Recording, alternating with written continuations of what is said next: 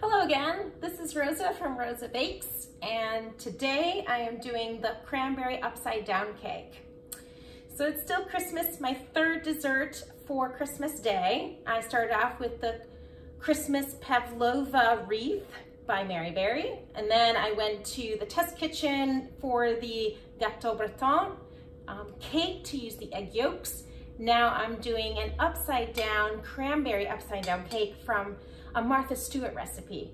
So I'm gonna do this all in one shot.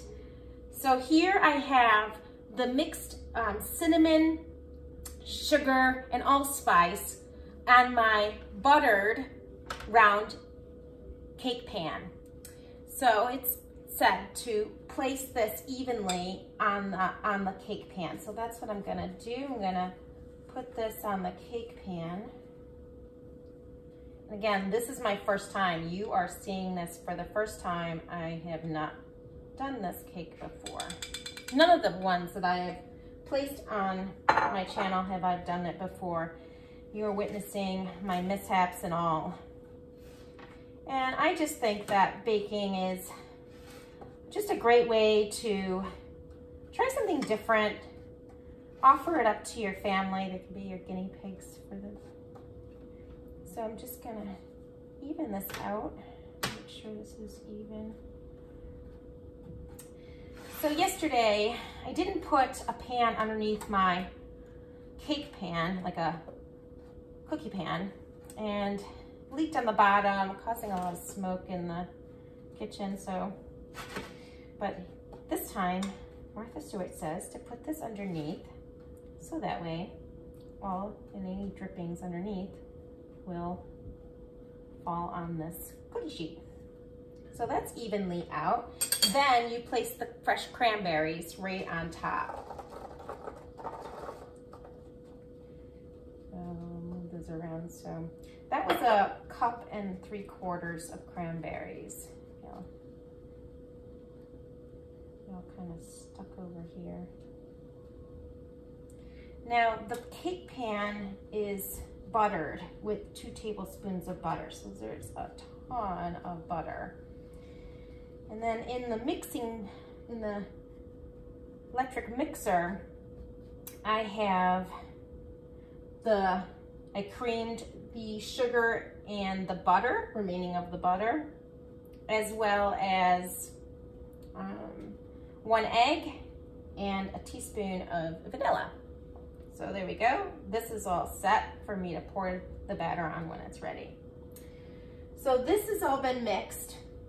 I'm gonna take a 1/2 cup of milk. Let's see. Oh, that's what it says. All right, there's a 1/2 cup of milk. And I need to alternate the flour mixture with the milk in with the eggs and sugar. So the flour is whisked together with baking powder, salt, and the flour. I whisked this already. So let's get this started. Here we go. So I'm just gonna take a few spoons.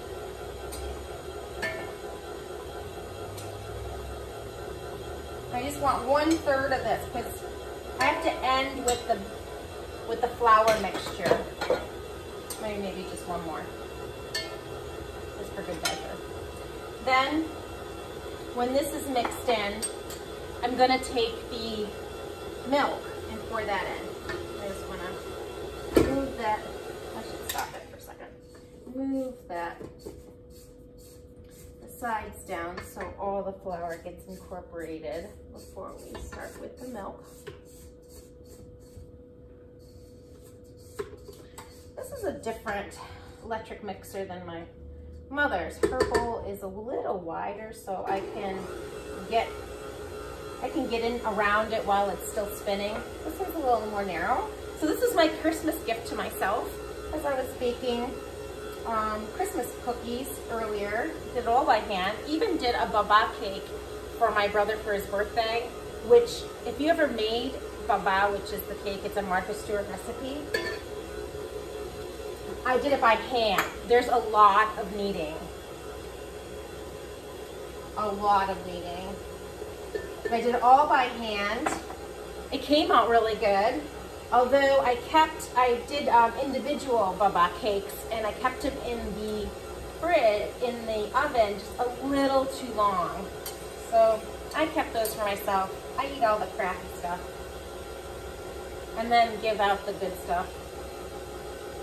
Now here I'm going to do, that's incorporated, I'm going to do my flour again.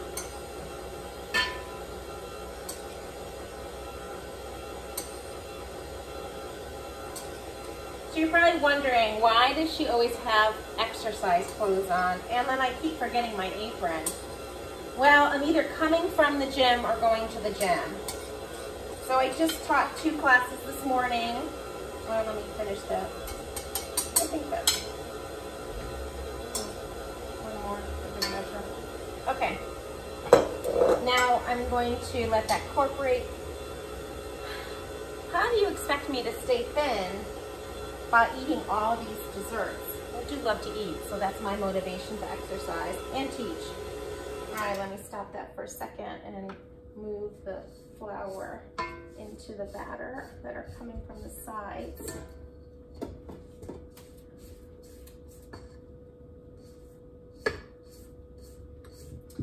You know, when I was younger, I could eat whatever and not do a thing. Although I was pretty active. When I was younger, so I guess always been pretty active. But now I definitely need to work out and burn some calories, you know, calorie intake, calorie out. So just so I can enjoy all these desserts and food in general. And then that was my last bit of the milk. And here we're gonna go with the last. So it's 3 batches of the flour mixture. So that's why I started with it. Did 2 of the milk and then the flour. You know, I really didn't pay attention whether they wanted 2% skim milk or whole milk. I had 2%, so that's what I put in. And here we go, flour.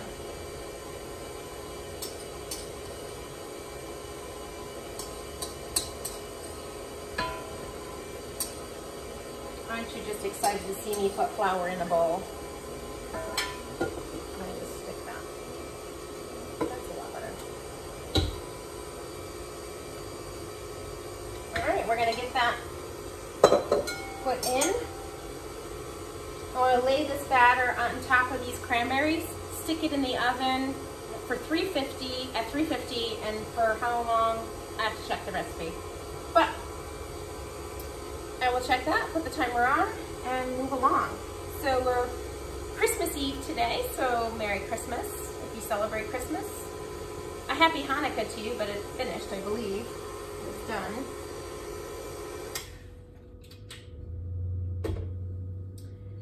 And I just think this is also would be a great cake for Thanksgiving too, but I love the cranberry idea, and it drapes down and bursts and looks so Christmassy. I love that look. Again, these are all my first times. Good, bad, and different. Hey, it's being served to my family, so it's not like I'm getting paid for this. Or they're not paying for it. So there we go. We're good. So what I'm gonna do now is put this in that cake pan and bake it. This one was super easy compared to the, well, the pavlova was pretty easy. It was just my silliness. So I'll be back with a cranberry upside down cake for Christmas. See you later.